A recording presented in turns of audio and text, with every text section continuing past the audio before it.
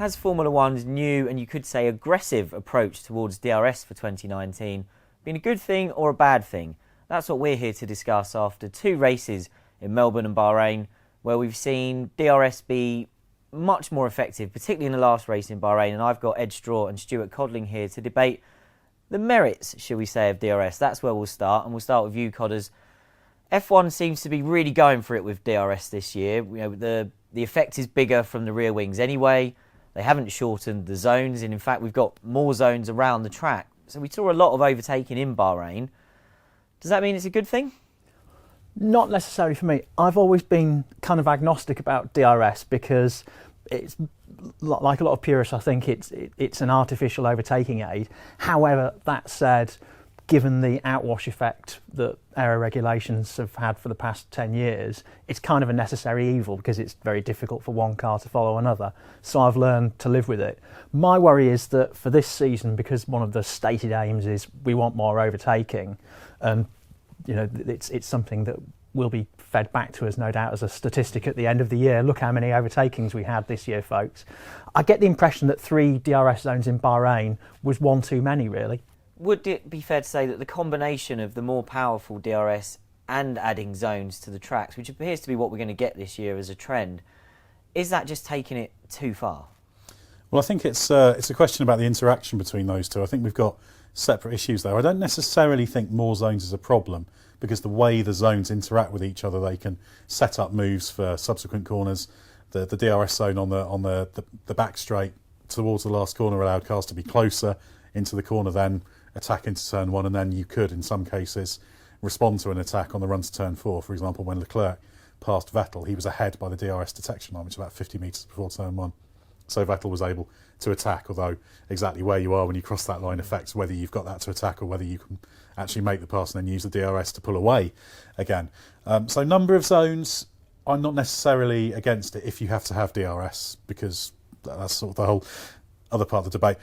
In terms of I think the length of the zones is the key. They are tunable. There's no set length for a zone. The only thing that limits how long the zone is the length of the overall straight. So you can tune things a bit, make the DRS zone a little bit shorter to try and make it more about contested braking zones. I think in Bahrain they could have gone a little bit shorter, because we did see quite a big effect. I mean, it'll always be exaggerated at end of straight. That's the thing. It's not a linear progression. I think when Leclerc passed Vettel, the speed delta was something like 35 kilometres an hour. So that's pretty significant, but you'll always get that when it comes to sort of near the terminal velocity. That's not a contested overtake then? Yeah, he came from way back, didn't he? Exactly, yeah. So that's not ideal. So you can kind of tune the straights to try and tune the DRS zones to mitigate that a little bit, although it's a difficult art, and it does vary from car to car, etc. I mean, in general, I don't have a problem with there being more zones. You do want to make sure that racing is happening and passing is happening. So it's a fine line to tread, and it'll always vary from track to track. We've seen some races where it's been too powerful. We've seen some races where it's been very extreme, the DRS effect. I know there's Turkish Grand Prix some years ago where it was enormous, the benefit of the DRS. So I think tuning is the key, but it's difficult early in the season when we don't really know about the characteristics of the cars. They will all have slightly different drag reduction benefits, actually, depending on the rear wing, etc. So it's tricky to tune, but I would like to see more of that happening just to get it a bit more contested. I think tuning is the key here, really, isn't it? And whether we're doing it for the right reasons. If we're looking at the data and tuning the DRS zones based on that data, so that it doesn't just get ridiculous and you get what Max Mosley used to laughably, to my mind, call meaningless overtaking.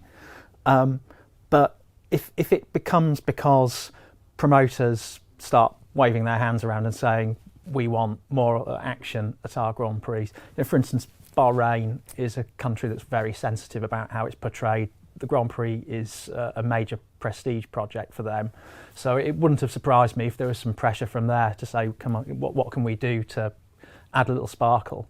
And then you get into the problem of sort of unintended consequences, don't you? As we were saying before cameras rolled, the tyre situation we have at the moment, drivers complain that one of the reasons they can't overtake is that they're having to nursemaid the tyres. Why are they having to nursemaid the tyres? Because the tyres were made so that their performance falls off the cliff.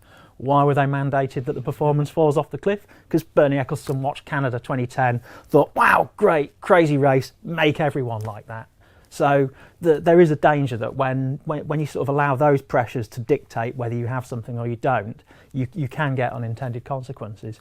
And to my mind, the classic example of an unintended consequence is that it cuts down on the strategic options. Now, Formula One has said that one of their other targets is to allow teams more strategic options in terms of what tyres they use, how many stints they do.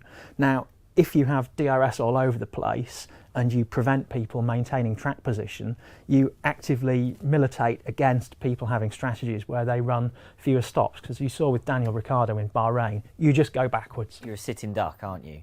And I think, Ed, we've talked there about trying to refine it, and we are very early into this 2019 rules package. The frustration for me is that under the previous rules packages we've had, I've never seen enough evidence that they were refining it well enough. I didn't see enough places where they did. We have enough data now since 2011 to work out roughly how long these zones should be, and it was still very rare that we had the kind of contested braking zone scenario. So one final point, if we're looking at maybe what the solution is here, and if it's not perhaps about having fewer zones on the track, is it more about where they are on the track? Because this is into turn one, and our eagle-eyed viewers who are looking really closely at that image will see that we don't actually have any DRS open here, mainly because these cars are already in the braking zone.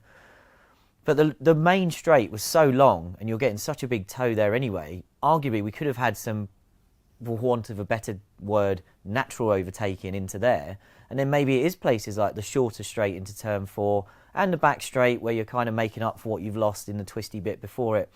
Maybe it's other parts of the circuit rather than the obvious place where DRS perhaps has a home in F1? It's possible. I didn't have a big problem with it being on the main straight. I quite like the interaction of the multiple zones and the fact you could potentially get past then attack back. I mean, you're talking about solution to it there. I mean, the tuning can certainly be improved, and we have in the past seen. I mean, going back a few years, we did see the zones being adjusted a bit more in weekend. They don't seem to now. I'd like to see a bit more of that after Friday practice maybe, so at least it's then set for qualifying in the race. But the real solution is by solving the problem that DRS was created to solve. COD has called it a necessary evil, and it absolutely is, because it's there because you can't follow well. They very, very fractionally improved that this year, but only by a small amount. But you only actually solve the problem by solving the fundamental problem. And it's not easy to do, because people say, well, you should just make the cars easy to follow, but that's not a solution, that's an outcome. The solution needs to be hit upon, and the hope is they'll do that in 2021. The ideal would be that DRS is not needed in 2021 because they get the rules right. So I think in the meantime, it is about tuning what you've got. I mean, yeah, I'm not against trying different places where you have the DRS, etc. I mean, obviously, some races still it's not that powerful. It's not that useful in Australia, primarily because there are limitations to the length of the straight you have there. But yeah, the solution is a far wider picture. It is disappointing that the DRS came in 2011, and I don't really like the principle of it, but it is an effective band-aid, shall we say.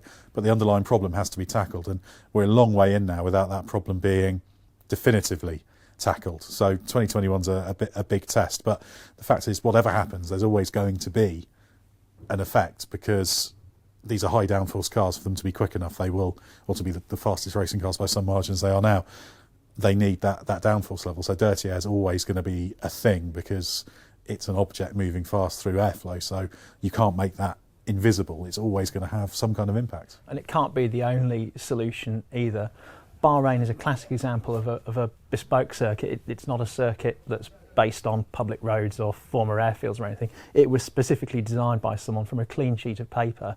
And if you look at the turn 9-10 complex, that was specifically set there by Herman Tilke because he wanted to try and make drivers make mistakes. Obviously, Formula One drivers don't make many mistakes, but the whole point of the arrangement of that corner is that you get suckered into outbraking yourself, get a terrible exit from turn 10, and that creates opportunities for people to pass along that straight. I think the fact that we're having to introduce aerodynamic chicanery and prestidigitation to create those opportunities suggests that maybe something is going wrong somewhere else. But what you can't do is say, well, we don't really like the principle of DRS, let's get rid of it, because it's not a thing that happened in isolation. It's a consequence of something else. So go back to that something else and tackle it. And then maybe in years to come, we'll look back and say, well, for 10 years, the DRS was necessary, but then we found a way for it not to be such a big problem. That's the absolute priority that F1 needs to get on top of.